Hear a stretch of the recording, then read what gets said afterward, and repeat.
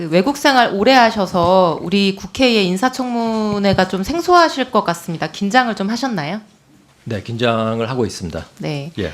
그 의원님들 질의 시간 제한이 딱 걸려 있다 보니까 지금 이제 말씀들을 굉장히 빠르게 하시는데 혹시 예. 뭐 언어적인 어려움은 없으신가요? 없습니다. 네. 예.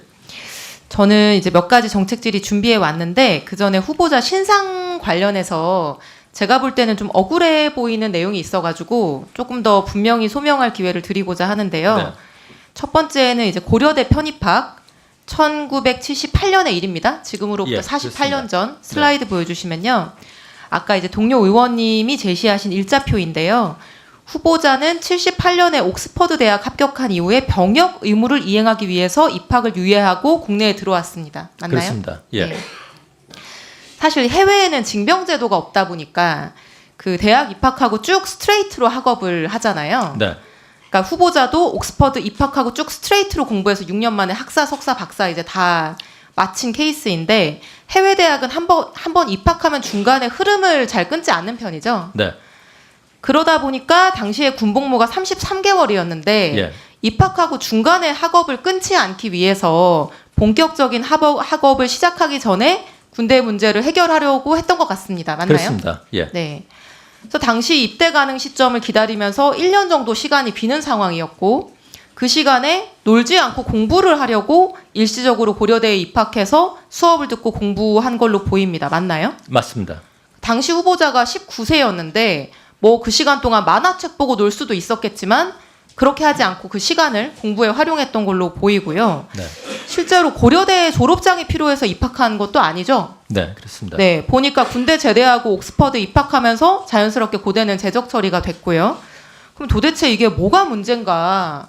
뭐 고려대에 학력이 필요해서 들어간 것도 아니고 옥스퍼드 대학에 합격한 대한민국 수재가 국방의 의무 이행하겠다고 학교 입학도 미루고 국내 들어와서 놀지 않고 학업을 이어가기 위해서 수업 들은 건데 이거를 50년이 지나서 학칙이 어떻고 절차가 어떻고 설명하라고 하는 것도 제가 볼 때는 좀 과도한 일인 것 같고요. 후보자가 이 기간에 놀지 않고 공부했다는 거 말고는 이 편입학으로 뭐 이익을 본 게 없어 보이는데 어떤 의미에서 이걸 문제 삼는지 저는 개인적으로 잘 이해가 가지 않습니다. 후보자 그렇지 않나요? 저도 동의합니다. 네. 둘째, 후보자의 아내와 자녀분들이 외국 국적이다. 저는 이거를 문제 삼는 것도 좀 이해가 어렵습니다. 외국 중앙은행 수장들 중에서는 가족이 아니라 본인이 그 나라 국적을 안 가지고 있는 경우들도 있지 않나요? 있습니다. 네. 그러니까 이런 사례가 있는 거는 중앙은행 수장이라는 직무가 고도의 전문성과 최고의 실력을 가진 사람을 요구하는 직책이기 때문이 아닌가 그렇게 생각을 하고요. 네. 저는 오늘 후보자님 처음 봤고 뭐 칭송하고자 하는 뭐 이런 의도 전혀 없지만 신현송 후보자가 어쨌든 커리어와 학문적 성과 측면에서 세계적인 평가를 받고 있는 말하자면 국위선양을 해오신 분인데 본인 국적도 아니고 가족들 국적까지 문제 삼는 거는 별로 국익에 도움이 되는 실용적인 관점은 아니다. 저는 그렇게 생각을 합니다. 그래서 가족들 뭐 국적, 후보자의 외화 자산 이런 걸 가지고 뭐 애국심이 어떻다 뭐 이런 얘기하시는 분들도 있는데 본인의 뭐 애국심에 대해서 스스로 하고 싶으신 말씀이 있으면 말씀해 주시죠. 네. 감사합니다. 저 기회를 주셔서 감사합니다. 저는 당시 그때 그 귀국할 때 군 복무를 위해서 귀국을 했고 그리고 그 당시에는 계속 이렇게 연기를 하면서 면제까지 갈 수 있던 그런 시기였습니다. 그렇지만 국민의 도리로 귀국을 해서 국무를 마쳤고요. 그래서 그 부분에 대해서는 제가 전혀 부끄러움이 없습니다.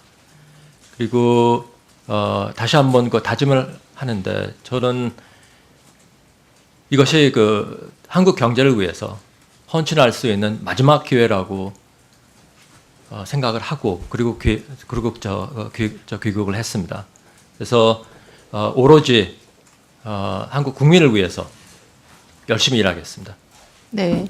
저는 뭐 그 좋은 프린스턴대 교수직이라거나 뭐 안락한 BIS 고위직 지위를 버리고 이렇게 나라를 위해서 봉사하겠다고 2번 공직에 나선 그 마음 자체가 굉장히 나라를 생각하는 또 우리나라 국가 경제에 대해서 애정을 가진 모습이 아닌가 생각이 들고요. 그 따님 주민등록 문제 관련해서도 뭐 위장 전입이다, 도덕성 뭐 문제 뭐 이런 지금 주장이 방금 나오기도 했는데 제가 볼 때는 좀 과한 주장인 것 같습니다. 왜냐하면 행정적인 미비가 있었다는 점은 인정을 하셨고 네. 사실 내국인으로 전입 신고를 하냐 외국인으로 거소 신고를 하냐 국내 법규에 뭐 아주 익숙하신 분이 아니면은 착오할 수 있다라는 생각이 들고요. 후보자님이 따님 전입 신고를 해서 뭐 얻은 이익이 있나요? 전혀 없습니다. 네.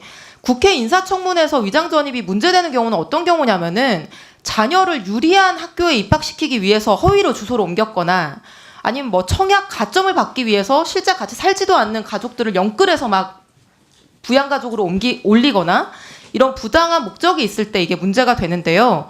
후보자는 지금 따님 전입 신고로 인해서 경제적 이익 얻은 게 하나도 없고 방금 한은에서 제출한 자료를 보니까 뭐 내국인으로 전입 신고를 해서 뭐 건강보험 청구를 한 거 아니냐 이것도 전혀 내역이 없습니다. 없습니다. 아무런 뭐 경제적 이익을 얻은 게 없어 보이는데 그렇지 않나요? 네, 그렇습니다. 네, 그래서 이런 걸 가지고 다른 정황 없이 확대 과장해서 도덕성까지 운운하는 거는 좀 과도한 것이 아닌가 생각이 듭니다.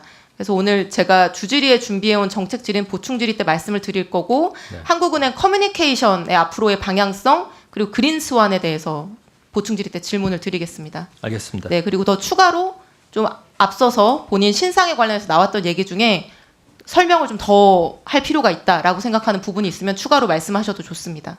아니 괜찮습니다. 도움이 되셨다면 네, 구독, 이상입니다. 좋아요 부탁드려요.